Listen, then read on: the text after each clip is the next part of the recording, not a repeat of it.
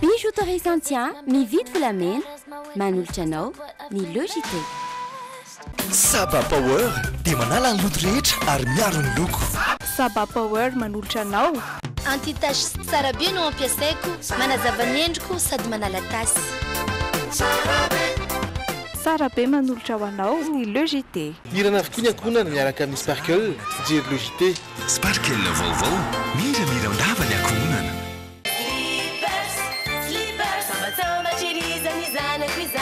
Couche slippers manolotra anao Logité. Telma safidiko numéro 1 malagasy manolotra ho anao.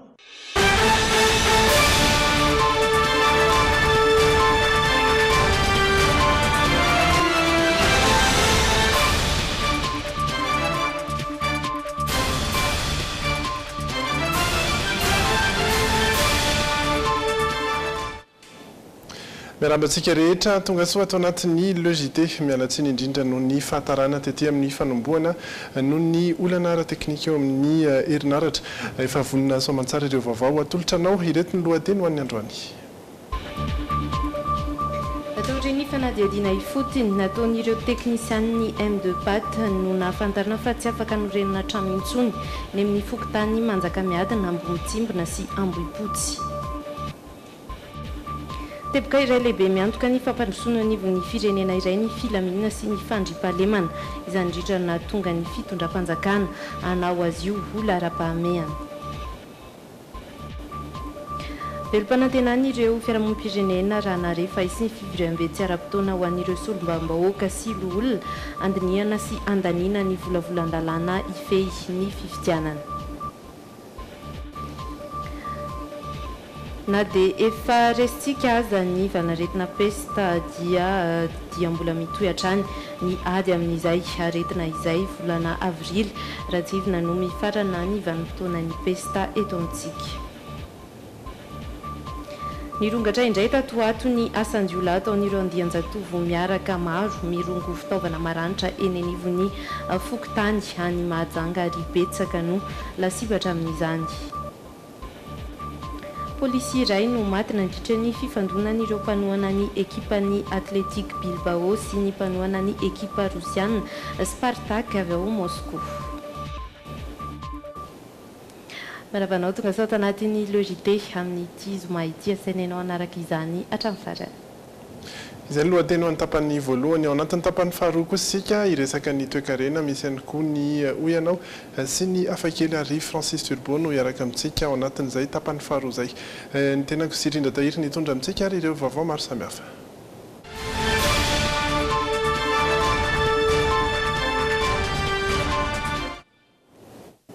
Makasika indrindra ny teny ampamarinana sy ny toy ny raharaha teny an-toerana dia nisy ny fanadihadiana ifotony izay nataon'ny teknisianina avy eo amin'ny M2Pat. Ataoriny izay no nahafantarana indrindra fa dia tsy ho afaka norenina trano intsony eny amin'ny fokotany Manjakamiadana, Amboditsimbona sy Ambohipotsy tsy ho ela no hisy fandravana ireo trano izay ahina ho mampiaya sy mampidoza ihany koa. Jery Edouard sy Doda Rajarinjato. Trano iray no nirodana teny avaratra Mahamasina ny alarobia teo. Vato iray ahina ilatsaka eny Ambatofinaki. Porofo izay mampiseho avokoa fa mampiaya trano ny toe-tany eny amin'ny faritra Manjakamiadana, Ampamarinana sy ny manodidina ny vohitra Andohalo iny. Efa amperinasa tanteraka ny BNGRC sy ny sampana mpamantatra ny toe-tany na ny yoga manao fanadihadiana ireo toerana azo anorenana na tsia. Aoriana io no hahafantarana ireo toerana tsy maintsy afindramonina sy horavana tanteraka. Tombanana hanomboka ny alatsinainy izao ny famitiana ilay vadobe namon'olona 7 eny ambanina Ampanarinana. Nambaran'ny Ministerna Fanajariana ny tany tamina fampitam-baovao fa misy toerana mirefy 2 hektara omena maimaim-pona azo amindrana ireo mponina mipetraka eny an-toerana. Fampitam-baovao avy amin'ny Ministera ambany fiadidiana Repoblika misahana tetika asan'ny filoham-pirenena sy ny fanajariana ny tany ary ny fampitaovana no nahafantarana ihany koa fa ho voarara ny fakana tany-mpanjakana latsaky ny 10 metatra tora-droa ankoatran'ireo famindrana anarana noho ny fahafatesana araka ny falambarana ny tare jeneraly ny fanajariana ny tany. Fanitrangana lozam-pifamoivoizana Matsiravy natao an-Tsirinala 10 kilometatra tsy idirana ny Moramanga androany tokony ho tamin'ny iray ora maraina. Fiara sprinter nitondra mpandeha niala avy eto Antananarivo andeha ho an'ny Toamasina ireto niara ambona ireto raha ny fanazavana voaray dia teo ampanoloana kodiarana ity fiara nitondra olona ity no nofahon'ny kamiao iray lehibe mpitondra entana avy an'ny Toamasina. Tsy mbola voafatra mazava ny anton'izao saingy voalaza ho nandeha mafy ity kamiao mpitondra entana ity ka izao ny tarika loza izao.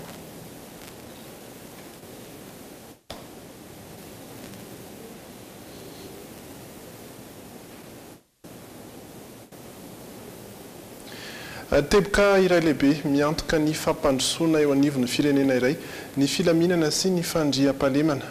Izany indrindra no nahatonga ny fitondram-panjakana hanao azy io olarampahamehana androany dia mbola no amafisin'ny filohan'ny Repoblika Rajaonarimampianina fa dia manana andraikitra ao anatin'izany koa ireo olom-pirenena tsirairay.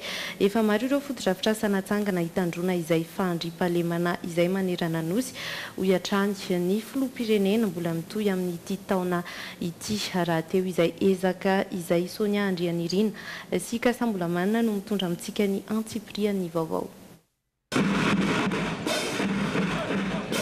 Entitra ary nahitsy ny lahatenin'ny filohan'ny Repoblika androany nandritra ny famoahana ireo andiany mahery teo anivon'ny polisy-pirenena tetỳ Ivato. Mba hisiany ny fampandrosoana eo anivon'ny firenena, zava-dehibe hoy izy ny fampanjakana ny filaminana sy ny fandriam-pahalemana tsy eto an-drenivohitra ihany fa manerana ny nosy. Ankoatra ny fampatsiahivana ny adidy sy andraikitra miandry ireto manamboninahitra vaovao ireto eny anivon'ny fiarahamonina. No mafisin'ny filoham-pirenena ny koa teto fa mila ny fiaramientan'ny olom-pirenena tsirairay avy ny ahafahana mampanjaka ny filaminana sy ny fitandrona ny fandriam-pahalemana.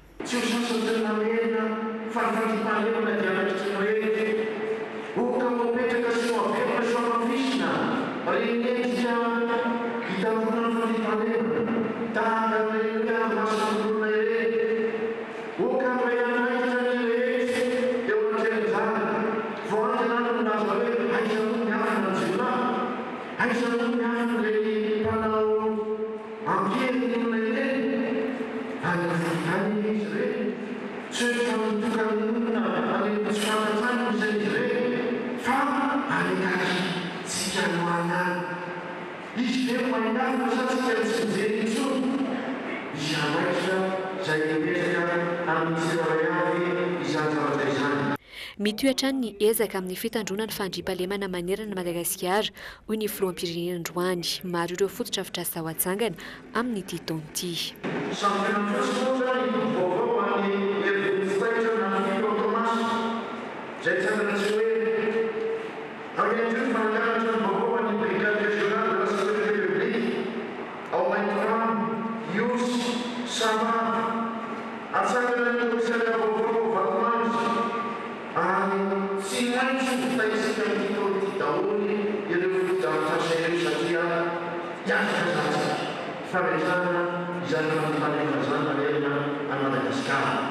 Tsy aivina fa efa maro ny ezaka vita iadina amin'izay tsy fandriam-pahalemana izay. Anisan'izany ny nananganana ireo foto-drafitra samaro toy ny fametrahana ny komisaria Foibe tany Amparafaravola, Vohimara, Idosy, Sabotsinamehana ary Morafenibe. Satria mikasika izay fandriam-pahalemana izay indrindra dia mitombo 10 ireo mpitandro filaminana anatevin-darana n'ireo efa amperinasa. Mivoaka tamin'ity androany ity ny andiany mahery nahitana commissaire de police misy 20 ary officier de police 30 ihany koa.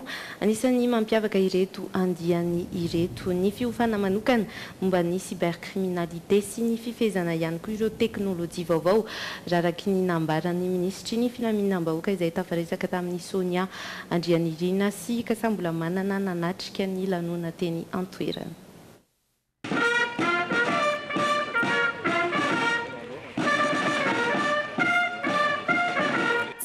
Ary tsy masehaka ny fetra ilaina ny isan'ireo polisy amperinasa ankehitriny hoy ny ministry ny filaminam-bahoaka. mitombo isatrany anefa ny bonina ary mitombo toy izany koa ireo tsy fanaran-dalàna sy ny tsy fandriam-pahalemana. Antony nakatoavan'ny fanjakana foibe ny andraisana mpianatra manam-boninahitra misa 500 ny taona 2020 lasa teo. Tafiditra tao anatin'izany ny andiany mahery izay nivoaka androany. 500 mianadahy izy ireo, ahitana commissaire de police 20 ka ny 2 vehivavy ary officier de police miisa 30 ka ny 5 amin'izy ireo no vehivavy. Tonga nanome voninahitra ny lanonana tety an-toerana androany ny filohan'ny Repoblika Hery Rajaonarimampianina.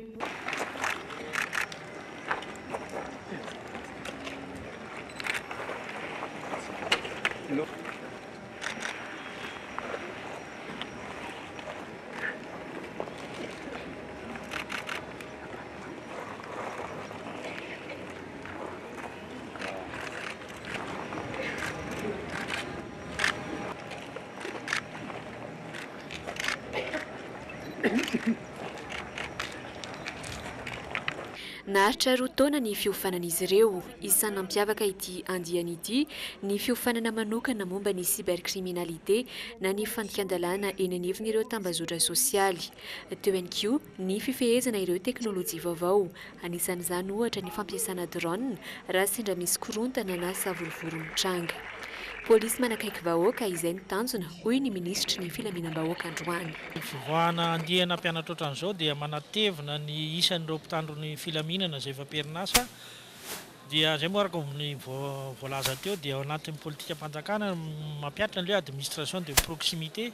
Dia ezaka hatrany zany naneho tanivon'ny polisy pirenena hampiatra an'izay ary anakaikikaiky ny vahoaka kokoa hatrany dia amin'izay fanakekezan'izay moa mazava loatra fa mila olona dia anatevin-darana an'izay reto andiha mivoaka reto dia zahantsika ho aparitaka era Madagasikara indrindra amin'ireo faritra heverina fa mafapana zany amin'ny resaka tsy fandiam-pahalemana. Tsy mbola nanome fepitaonany amin'ny daty ivoan'ny valin'ny fanadinana an-tsoratra tamin'ny fifananana idirana ho polisy kosa moa ny ministry ny filaminam-bahoaka raha nanontaniany ny mpanao gazety.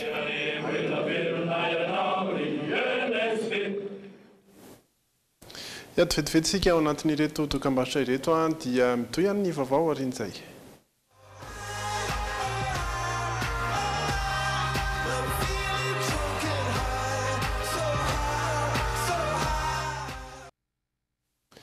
Mitoy hatrany ireo vaovao maro samihafa atao anatin'ny tapany voalohany le JT hiresaka ny mahakasika ny fifidianana isika velom-panantenana ireo fiarahamonim-pirenena raha nahare fa isy ny fivoriam-be tsy ara-potoana ho an'ireo solombavam-bahoaka sy loholona andinika sy andany ny volavolan-dalàna hifeny fifidianana.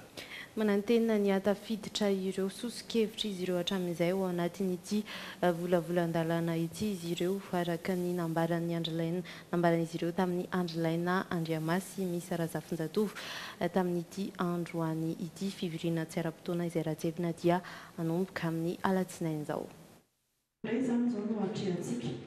Efa nanana volavolan-kevitra ny raisana ireo fiarahamonim-pirenena ho amin'ny lalàna hifeny fifidianana ary efa niona tampotona fanjakana izy ireo. Zavatra maro no voasana sy voaresaka atao anatin'ity volavolan-kevitra ity. Izay noho ireo fiarahamonim-pirenena fa ahatonga ny tanjona isy fifidianana mirindra sy milamina ary tsy hiteraka korontana. Ny arretage définitif ny liste électorale io ary izay milalàna mamatra fa hoe amin'ny 15 avril no farany dia anisany nangatanay tao primature hoe ahemory hatramin'ny 15 jours. Ny antony dia tsotra ihany ary atsika samy mahita fa tao anatin'ny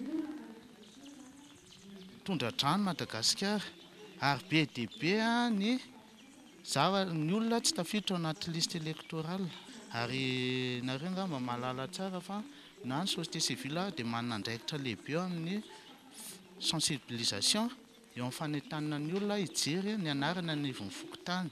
Izay zavatra izay nefa hita soritra fa tsy dia manana mariska loatra ny olona tsy manana fotoana mihitsy ary izy hijerena ny anarana. Ary izay anisany nandefa sosikevitra hoe amin'ny fotoana ny angatana amin'ny fokotany zany dia mba misokatra izy amin'ny fotoana antsifesana mba hahafahan'ny olona zany mijery ny anarana. Isan'ireo sosikevitra ny fiarahamonim-pirenena ihany koa ny hamindrana ny fotoam-pifidianana tsy ho ao anatin'ny vanim-potoana fahavaratra sy hamaritana fampielezan-kevitra mialohan'ny fotoana ary ny ampitoviana lenta ireo kandida rahatray. Amin'izao fotoana dia manampy ny vahomeram-pirenena maleo tena misana fifidianana ho amin'ny fanentanana ireo vahoaka hijery ny listim-pifidianana eny ivon'ny fokotany izy ireo. Olana nefa ny fanamboarana karapanondro izay ireo tanora vao ampitaona hidirana ao anaty listim-pifidianana. ny endrikely a dia eo amin'le resaka karapanondro io zany tokony jereny fitondram-panjakana aingana hoe ahoana ny anamaivanana sy anampianan'le olom-pirenena anana karapanondro fa na eto amin'ny toerana eto Antananarivo ane be dia be manao karapanondro isan'andro fa izy manao karapanondro isan'andro ve araka le papier zay afana manao an'izay ho Antananarivo re fa le any ambanivohitra zay tena satrana ny courant raha tsisy dia inona ny fomba afana ara mba motivera ny olom-pirenena zay manana zo tokony fidy. Efa nentin'ireo fiarahamonim-pirenena teo anatrehany filohan'ny CNI zany nampiseho fa vonina hatrany izy ireo amin'ny fanentanana vahoaka hijery ny lisam-pifidianana izay dingana fara mialohan'ny amaranana ny fanitsiana ny lisam-pifidianana dia mivola aprilo avy izao. Eo amin'ny sehatry ny fahasalamana indray kosa na dia efa nijanona azy ilay fiparitahan'ny aretina pesta retitratra dia mbola mitoetra ny kosa ny ady amin'izay pesta izay. Ny volana avril vao mifarana ny vanim-potoanan'ny pesta dia mazava ho azy mitohy hatrany ireo famindrahana fanafody sy ny fanadiovana ihany koa no ireo indrindra dia nahazo fitaovana vaovao isika anohizana izay ezaka hiadiana amin'ny pesta izay iandriraina Andriamasy Misa Razafinjatovo no mitatitra ny vaovao. Mbola anatin'ny vanim-potoanan'ny pesta isika izao raha ny volaza ministra ny fahasalam-bahoaka dia ny farany volana aprilo avy izao no farany izany. Voangana raha teo ny sitrangana aretina pesta Tody-Tarimo tany Andramasina izay manamafy ny tokony mbola hisy niady amin'ny pesta fa tsy nifarana hatreo amin'ny fandresentsika ny pesta retitratra izany. Tonga dia ambarako tsy ampambambana fa tsy dia tsy zany. Amin'ny teny frantsay izy moa mazava fa antsika malagasy izy dia ady foana ny ilazana na ny bataille na ny guerre. Ny bataille no vitantsika teo ny bataille contre la peste pulmonaire urbain. Taty amin'ny tanan-dehibe reny zany no nisy fa aty amin'ny ambanivohitra zay fa mahazatra zany le miteny azy ho an'ny sasany hoe foyer pesteux tsy tokony hisy intsony zany amin'izao fa taona faha 2020 taonjato faha 2020 zao na ny taona 2023. Ao anatin'izay ady izay dia notoloran'ny ministeran'ny rano fidiovana ary fahadiovana fitaovana toy ny fitehirizan-drano, fanangona pako, fitaovana famindrahana fanafody ary ranom-panafody sy moto misy 20 ireo faritra 70 izay niseho ny pesta retitratra farany teo. Fitaovana azo avy tamin'ilay volana me banky resam-pirenena hiatrehany ny ady amin'ny pesta. Fa anatin'izay fahadiovana izay indrindra dia malagasy mahery ny enina hetsy avy amin'ny komina ambanivohitra misy 560 no hisitraka rano madio sy foto-drafitrasa fidiovana manomboka amin'ity taona 2024 ity. Izany dia noho ny fampianarana ny tetikasa rano wash izay vatsiany USAID ary ho tanterahana mandritra ny 5 taona eto amintsika. Fanampanazavana hoentiny miaro ny Rina Ranaja sy Zovrandry Antsalama. 270 ny tokantrano ambanivohitra malagasy no tsy manana lavapiringy ary 470 no tsy mahazo rano fisotro madio araka ny tatitry ny taona 2024. Miankina tanteraka amin'ny rano sy ny fahadiovana nefa ny fahasalamana.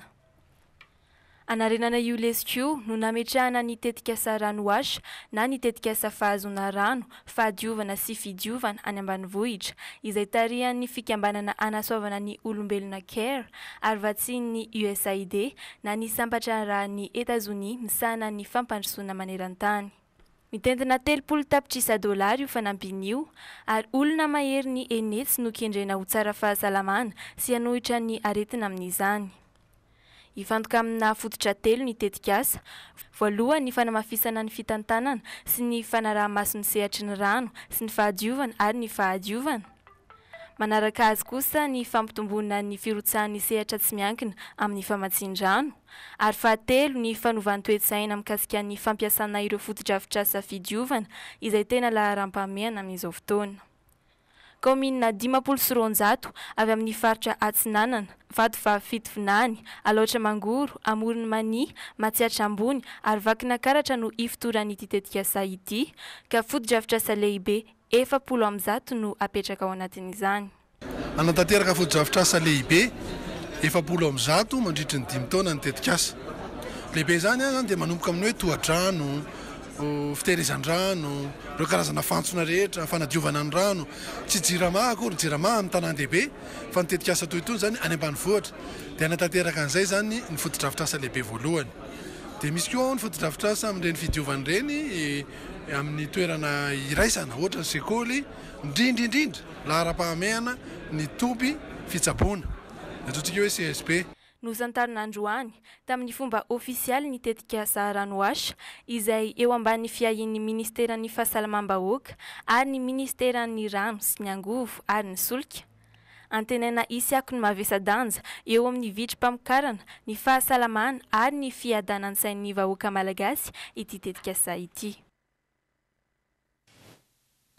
Fa nirongatra indray tatoato ny asan-jiolahy any amin'ny faritra Mahajanga.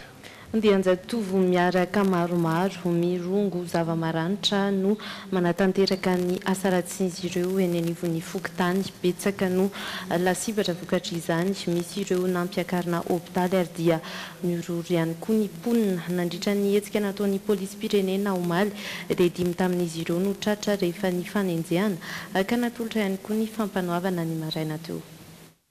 Hôpitaly nanao ezaka manokana ny avy eo anivon'ny polisym-pirenena ao amin'ny commissariat central nidina ifotony ka nahafahana ny sambotra azy reto. Ny alahady teo nisy andian-jatovo maromaro teny Atsahavaky sy ny mangarivotra manodidina eny. Andian-jatovo ireo dia nanao ny fanakorotanana sy fanjatsana olona mihitsy tamin'ny zava-maranitra tamin'io. Izay olana ratsy ary mbola any amin'ny hôpitaly Anjova mbola tsaboina eny any. Manoloana ny zavatra nitsanga tamin'io tsy nijery fotsiny ny mpitandro filaminana fa mandray andraikitra no fisamboana ireo izay nanao fanakorotanana ireo ka ny 5 tamin'ireo no voasambotra. Ny 2 tsatsa teny Atsahavaky, ny 3 ambiny moa mbola nitsoaka teny amin'ny manodidina teny Mahabibo sy teny Tsaramanjoso. Marina etony zareo efa nitsoaka mbola nanao fanakorotanana tamin'ny lalabe izay nandehanany tao ny fitorana ny fiaran'olona mandeha eny amin'ny arabe. Izy zareo ireo moa no voasambotra fa ny namany sasany mbola mirery eny. Ankoatra ny tao amin'ny Fokontany mangarivotra dia efa nisy ihany koa ny fanafiana Fokontany nataon'izy ireo tao amin'ny Fokontany Mahabibokely iny. Raha ny fantatra moa dia ankizy avy any amin'ny faritry ny Mahavoky iny ireo manao ny asa ratsiny ireo vokatry ny fidorohana zava-mahadomelina. Ny fitantanana vaovao moa ny atao amin'ny commissariat central manoloana ny firondratsy ny tsy fandriam-pahalemana toy ny zaza maditra ireo amin'ny andian-jatovo. Misy lamina efa napetraka matipaika amin'izao fotoana izao ary manantena antsika fa hitondra vokatsoa io lamina apetraka eo izay stratégie vaovao.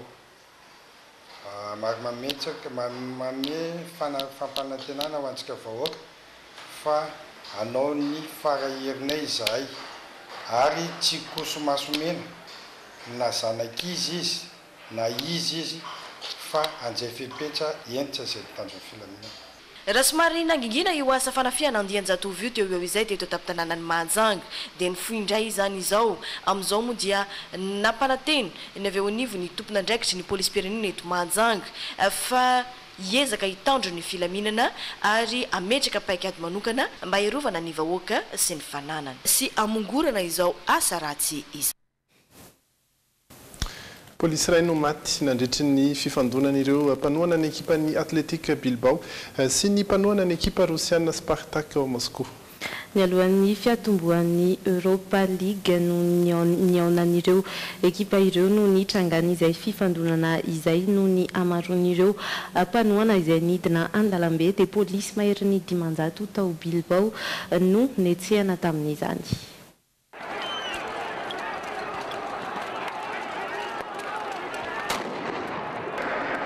Nervaika ny fifandonan'ireo mpanohana mahafatrapony Spartak Moscou sy ny Atletic Bilbao Maly ny alohan'ny anombohan'ny lalaon'ny rotonta tao Espagne. Isan'ireo malaza ratsy amin'ny fampiasana herisetra sy fitondrana zava-maranitra ireo mpanohana ny ekipa rosiana.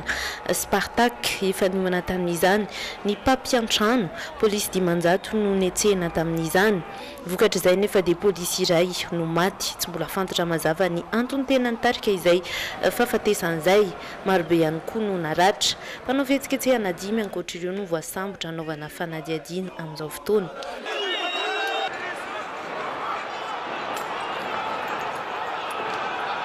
Ny alarobia lasa teo hooligan iray isan-karohin'ireo frantsay no voasambotra tao Munich. Mpanohana rosiana izay saika hiazo an'i Bilbao hijery ny Europa League. Izay ny tapany voalohany ho an'ny logité androany, ireto indray kosa ny miandry antsika ao anatin'ny tapany faharoa androany. Ny sara ny fikarakarana tanana sy ny tongotra ho an'ny vehivavy izay isan'ny mahazo vahana eto amintsika amin'izao fotoana no resahana betsaka ao anatin'ny toe-karena amin'ity herinandro ity. Ny fahafantaran'ny olona no antsoina hoe scout no ho hitanao anatin'ny hoianao ny valin'izay ao anatin'ny tapany faharoa. Fialamboly tsy dia mitovy amin'ny rehetra, iray amin'ireo lehilahy teo alika akaiky kokoa ny olombelona i Tom Peters. Ho avy ihany koa i Francis ao anatin'ny miteniteny foana ary dia ho avy eo ireo zanam-pandarana maro samihafa ireo hanaraka dokam-barotra isika ny tena kosa mametraka ny veloma mandra-piona aminao fijery indray.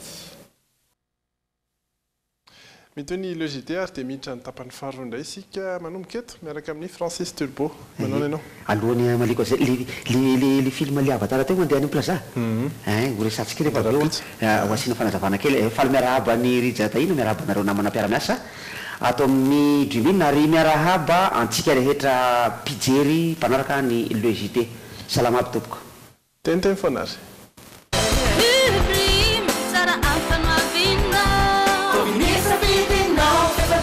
Nuta fitata, atovinisa vidinao, feva betsaka nuta fitata.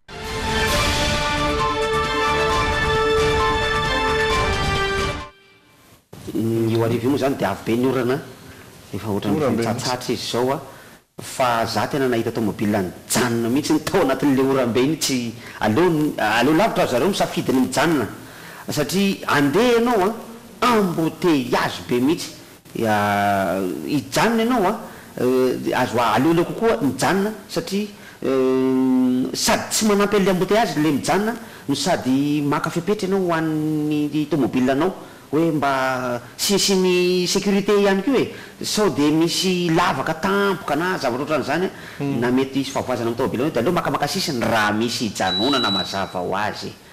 Ankoatra zany be dia be ny vaovao ny ainga teo anisan'ny manaitra tamin'ireny ohatra ankoatra ny famoahana ny andiany mahery amin'ny polisy dia teo anisany anaitrana le fifandaminana indrindra ao amin'ny tanàna Antananarivo le hoe mbola misy toerana mbola ahina atahorana mihitsy amin'ny Andohalo sy amin'ny faritra avo eto Antananarivo io satria efa hitatsika tsara moa ny zava-doza niseho tamin'ny fiotsahan'le vato be iny dia fanaverimberiko foana hatrany hatrany fa anisan'ny toerana sarotra hipetrahana ny kisilasila rehetra erzao tontolo zao fa tsy eto Antananarivo rery hitatsika teo iny le fanaripako na fahatesan'olona iny hitatsika ndraiky io zao le io zao fampitandremana ataon'ny aveo anivon'ny mpitandro ny filaminana ny BNGRC ny commune Antananarivo renivohitra aleo mba samy mitandritandrina reo olona fa tena ny loza tena tampoka tsy milaza zay mihitsy hoe le izy mako raha ohatra ka milaza hoe ohatry ny andeha ty zavatra ty ohatry ny lasy ty dia mbefa mema koa manao fa le izy misy zavatra tena tsy ampoizinao mihitsy hoe ohatra ny trano mbola mafy be fa tonga dia mitritra ho azy tonga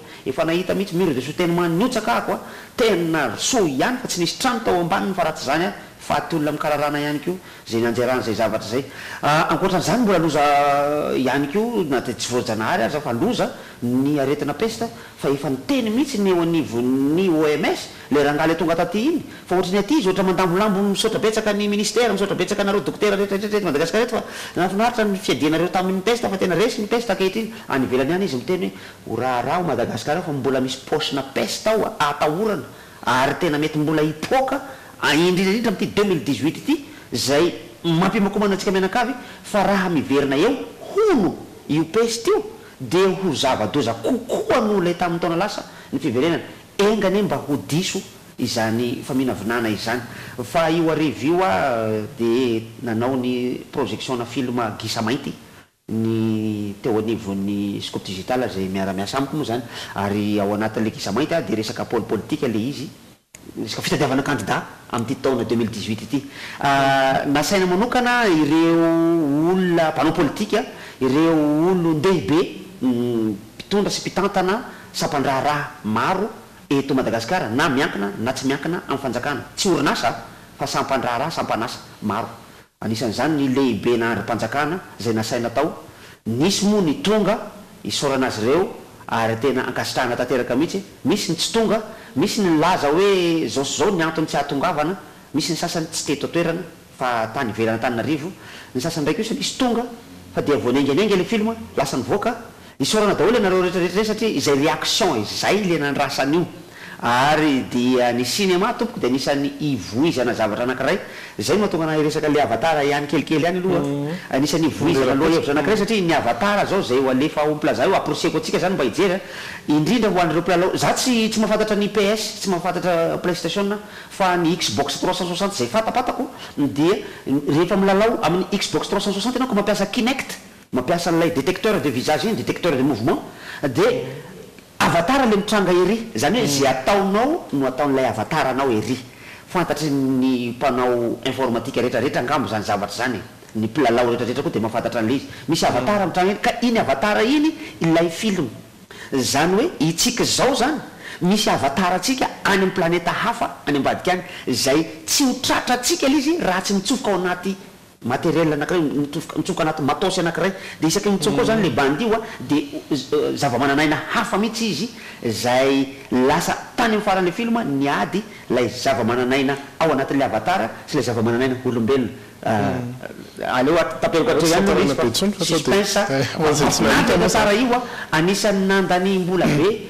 andy izy ateo le nanao an'le Titanic iny James Cameron nanao an'izy iny sy nanao an'iny film iny nandany vola be mihitsy satria karazana animation le film olona tena izy de lay avatara animation fa approcheko nareo izy efa be dia be ny olona efa nahita fa misy eo miendrika hafa izy amin'ny 3D ty misaotra betsaka raha mpitso amin'ny efatra iny zany ho an'izay ilina fa iresaka toe-karena indray sika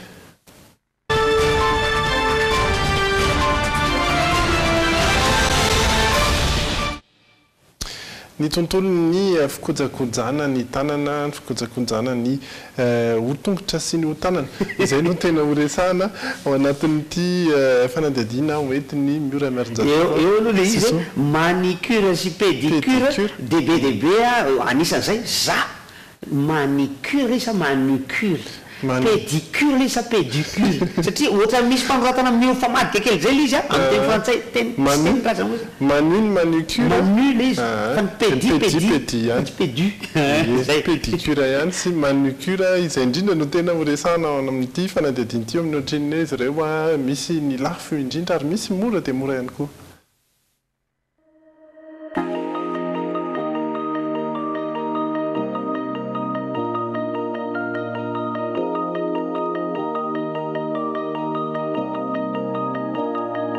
Ny fametana ny faux ongle na ho tsy tena izy vernis miavaka toy ny vernis gel na ihany koa ny vernis effet miroir hoy isika ireo isany efa misy eto Madagasikara avokoa ary efa betsaka ny vehivavy manjifa azy 5,000 ariary hatramin'ny 3,000 ariary ny mametaka izany raha eto amin'ity toerana iray mikarakara ny vatana rehetra ity ho azy ireo ny mpanjifa misafidy mametaka ny ho tsy tena izy no betsaka tonga eto resaka faux ongle zao tena be mpanao eto vernis gel mametaka extension faux ongle mihitsy ny extension spéciale extension de asina gel le izy de ino maritra hatramin'ny 2 volana raha misy savaly ireo olona mandaly eto ikarakara ny ho isan'andro de ny enina amin'ireo lina amin'ny vernis effet miroir sy ny vernis gel raha manao vernis permanent zany a dia à partir ny 15 000 ariary ka hatramin'ny 30 000 ariary. Ho an'ny ony izao 5,000 ariary ny nanao ity hoany ity.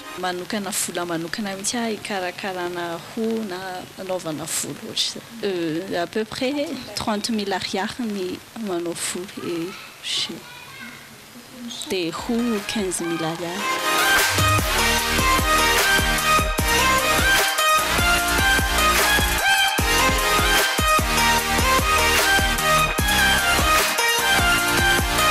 Eto amin'ity salon iray ity indray ny fikarakarana ny tanana tanteraka na ilay soin complet no tena be mpanao.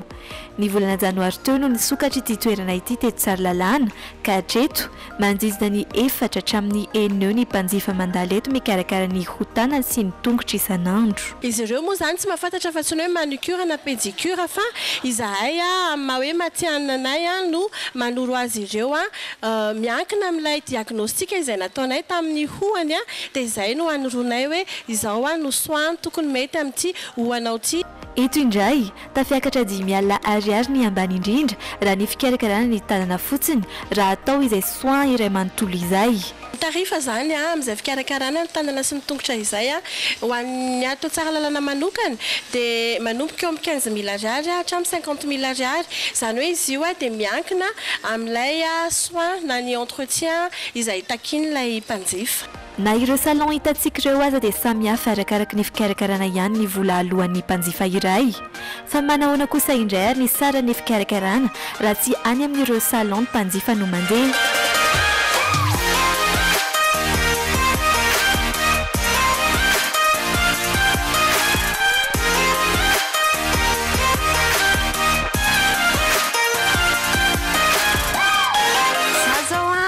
Akato amin'ny trano ito fa efa fotoananay androany.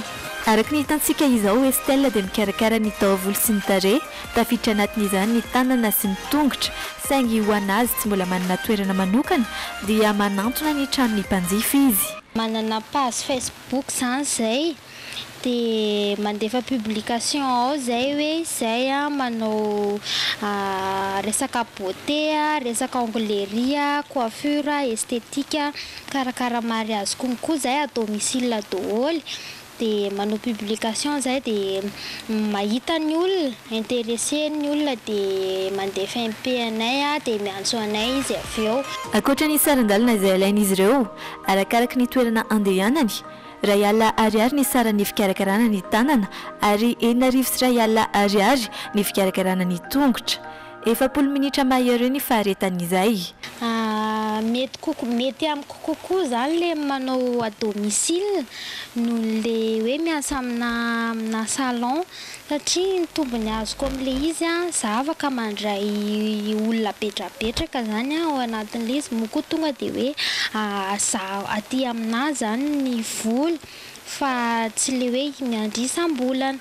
Dia mokoa zany tiako koa zany le asa eo amin'ny 300 000 ariary par mois eo zany hoe vola miditra aminay zany dia raha kely indrindra zay fa mihoatra konkoa tsy ferana. Isan'ireo mpanjifa efa zatra mampiantso olona manokana hikarakara azy ao an-trano matetika malala.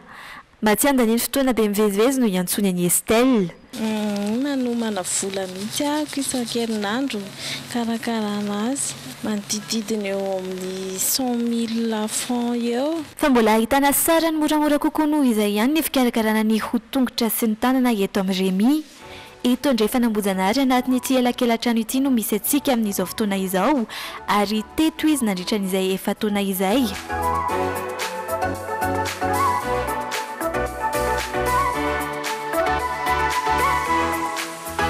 Mametaka vernis sy faux ongles ihany aloha no nataony hatr'izay ka hatramin'izao. Afaka misafidiny sary amin'ny alalan'ireto efa misy eto aminy eto ny olona tsirairay raha mametaka vernis na amin'ny tongotra na amin'ny tanana afaka mitondra sary avy any an-trano ihany koa. Ny sarany 5 000 dia 10 000 dia raha misy faux ongles ihany izy 30 000 francs 5 000 izy raha ohatrohatr'izao tsotsotra ohatrohatr'izao. Fa raha le 10 000 izy dia le aztèque reny. Isan'andro eo ny mety hoe azon'ny vernis? Vernis ve? Isan'andro. Arakaraka. arakaraka ndraindray mahita 100 000 200 ndraindray eny arakaraka. Raha miisa 30 isan'andro ny olona raisiny Remy eto, mitombo avy roeny izany rehefa farany volana na ihany koa rehefa vanim-potoana ny fety. Somary teritery ny toerana eto, saingy efa misy ny lamy manapetraky Remy ka milahatra ato aoriana atao avokoa ireo mpanjifa. Afaka manao réservation, misy tonga dia misy miantso any an-dalana dia réservation. Amin'ny 7 sasany hatramin'ny 5 sasany. Isan'ny mpanjifa mahafatrapo mandalo eto isan-kerinandro ity renim-pianakaviana ity. Ankoatra ireo vola miala aminy amin'ny fikarakarana ny taovolo sy ny tarehy, dia nisafidiany ho avy eto amin'ny Remy noho ny sarany fanaovana hoho izay mora dia mora. 10 000 francs satria 5 000 ny tanana dia 5 000 ny tongotra. Dia nefa ny afa-po tsara. Efa nandeha tamina salon ireny ako nisy fotoana dia mandeha amina mpanao vernis amin'ny sisin-dalana zany mo tiako tenenana anazy malaza azy. Fa misy zany ireny ohatra ny any amin'ny salon manokana zao raha hoariko amin'ny eto dia lafo be fotsiny nefa ny zavatra vita avy eo mitovy ihany. Mety raha ny hitako zao dia teto aloha ny afa-po anahako. Remy anefa izay maniry ny andalina ny mikasika ny fikarakarana izay ho izay ary aminaviana ny anangana zavatra lehibe kokoa noho izay any aorinany. Saika ahitana ny fikarakarana ny resaka ho avokoa ireo toerana fikarakarana tarehy sy taovolo eto Antananarivo. Tafiakatra 50 eo ireo toerana fikarakarana taovolo sy tarehy mijoro ara-panjakana eto Antananarivo, fa mbola ahitana mihoatra an'izay anefa raha toka isaina ireo tsy manara-dalàna. Isan'ny mampirongatra izany ny fisian'ireo toerana fampianarana momba ny taovolo sy ny fikarakarana ny tarehy. Iray amin'ireo ity izay sady salon efa hitantsika tetsy ambony no mampianatra ihany koa. Karazana entretien tokony ataon'ny olona tsirairay amin'ny tanana izany no ianarantsika androany. Dia inavy ny fitaovana tokony ilaintsika, milantsika mila lime, mila repousse cuticule, bâtonnet de buis, pince à envie, coupe-ongle, polissoir, coton, serviette, voilà manicure. Karazany matanjaka tsara, misy ny hoho malemy, reny hitantsika tapatapaka tsy mety manegely, misy ny hoho strié. Ireto ankizy mianatra ireto izay manana tanjona lehibe ny hanokatra salon ho azy ireo manokana any aorinany. Za manokana amin'ny anaovako estetika hanokatra ho ana manokana mihitsy mba hananako hoe za maleo tena mihitsy. Tandroko zany tsy hoe hanokatsy eto a Madagasikara fa tiako mba handeha andafy any, mba any zaho le any. Ity fampianarana ity izay feno ary tsikaritra ho amin'ny sarany ambony ihany koa raha jerena. Charmel formation mirapatoko entoko kasika ny formation en esthétique manomboka amin'ny 2 volana sy tapany hatramin'ny 10 volana ny fianarana ato aminay ny accéléré m'intéressé anao moyen timide afaka ahafahanao mavita ny programme feno tafiditra les manucure, pédicure, soins de visage, maquillage, massage, épilation. Entoko 750 000 ariary ny sarany pratique izany dia 200 000 ariary ny théorie ary 30 000 ariary ny droit. Azonao atao koa nefa ny manao formation modulaire mikasika ny manicure sy ny pédicure fotsiny izany hoe ny manicure 150 000 ariary dia ny pédicure ihany koa torak'izay dia 2 semaines eo no anaovanao azy. Aleonao misafidy an'ilay feno mapetra foana izay isan'andro ka raha mbola misy ny toerana ao anatin'ny fampidirana mihitsy izao zahay. Efa maro araka ity fanadidina ity ireo olona samy mandany vola amin'ny alalan'ny fikarakarana ny hoho eto amintsika. Azo hitarafana ny fahasalaman'ny olona iray ihany koa ny fahaizany mikolokolo ny tenany ary ny toetra ny hohony. Sehatrasa iray be mpanjifa ihany koa raha ny fikarakarana ny vatana eto amintsika raha ny hitantsika tamin'ireo salon ireo saingy olana ny tsy fanarahan-dalana maro.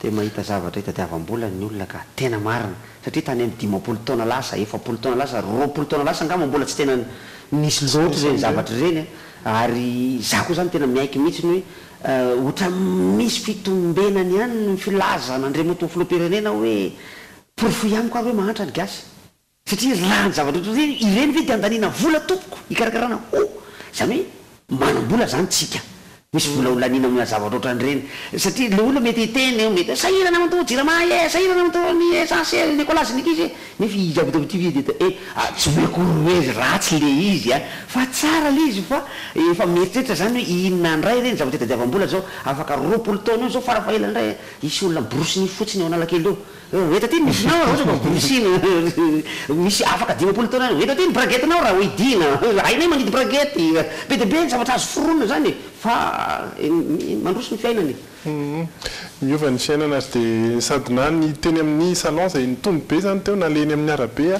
dia nisy ihany koa zay mety hoe tsy nisy koa zay tany 10 taona tany fa dia mivoatra ny toe-karena zay no azo lazaina azy iresaka hafa kely sika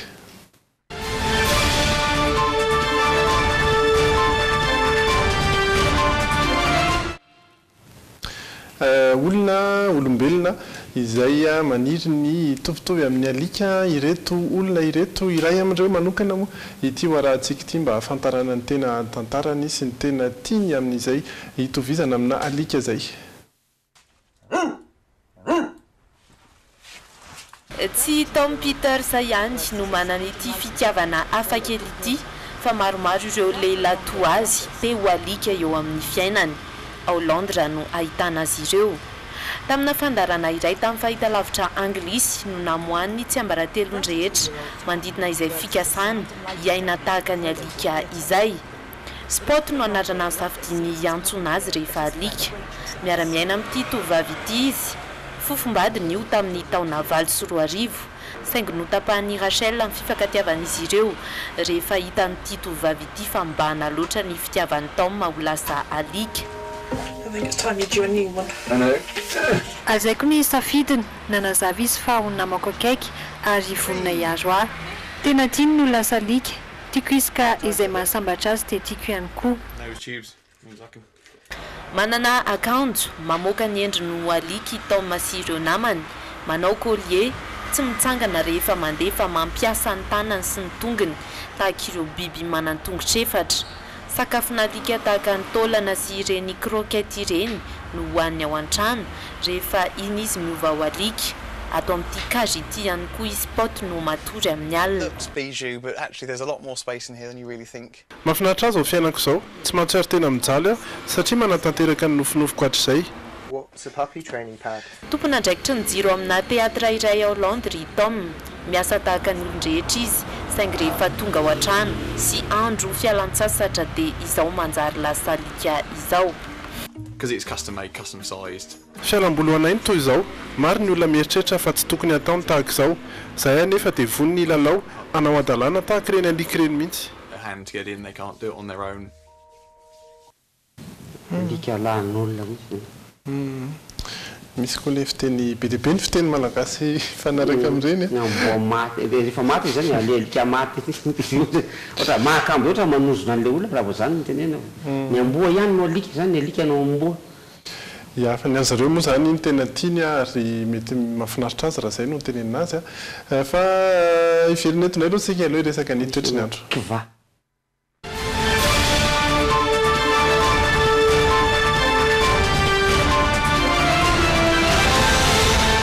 Tsy sorana. Ny any Toliara-trano mafana indrindra satria izay no resaka teto ary dia faritra izay tsy mbola misy orana mihitsy tato ato fa ho an'ny rampitso aloha dia eritreretina isy orana kely malefaka ho an'ny rampitso maraina raha ny vinavina tahaka izay ihany koa ny any Manjanga mety isy ny orana vao maraina saingy saron'ny rahona kosa mandritry ny tontolo andro Antananarivo Antsirabe Fianarantsoa ary ny any Antsiranana dia samy mety isy orana avokoa ny tapany arivo hariva ho an'Antananarivo manokana zao dia manomboka amin'ny 10 ora hariva no mety isy izay orana izay ary any amin'ny 10 ora alin'andro vao tena ho orambe izay no vinavina hitantsika hatreto aloha ireo ihany koa ny maripana ny fotoana ahitana ny masoandro dia efa miena ihany koa amin'ny 10 ora sy 30 minitra no hiposaka ary amin'ny 9 ora sy 20 minitra no identika izay no toetry ny andro rampitso izay ihany koa no mamarana ny logité asa raha misy efa somary efa tara ihany tsika efa misy zavatra nitreretinao resahana ihany tsika mikasika an'le taratasy alefanareo amin'ny lalan'ny mail fa aleo fa amin'ny fotoana manaraka satria lavalava ihany ny fomba hoentina nazavana sy resahana momba an'izay zavatra zay ny akoatran'izay a ny toetry ny andro any Toliara vao avy nahazo vaovao ihany fa tena 30 degré satria teo manko vinavina ho an'ny toetry ny andro fa ny vinavina amin'ny 3 andro misesy ho an'ny Toliara dia 30 degré ary efa tena fa mikaikaika mihitsy zareo hoe grave be ty hafanana eto Toliara ty sady maina tsy dia misy orana loatra any tsy ohatran'ny ety amintsika ty fa dia maharety mbola enjanao zany hono ny any amin'ny afobe ka dia manova soa ihany eto ambony ty tany ty mba ho lasa any amin'ny paradisa fa any misy climatiseur mirary so tompoko lasy tompoko vavy veloma daholo tsika rehetra raha mipitsindray raha fotoana manaraka veloma tompoko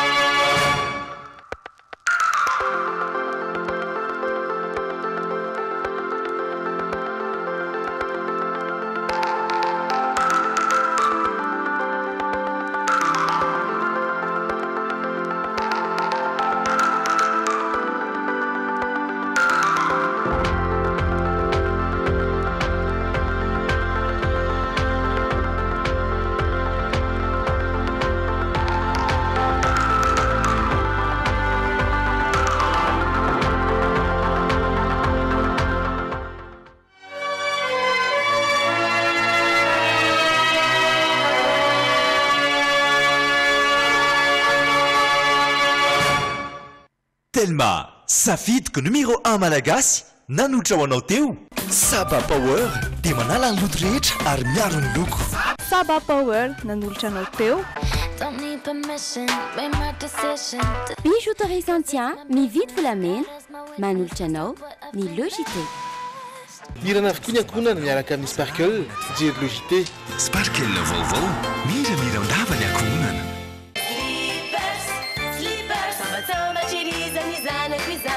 Couche slippers manolotra anao logité Anti-tache tsara be no ampiasaiko manazava ny endriko sady manala tasy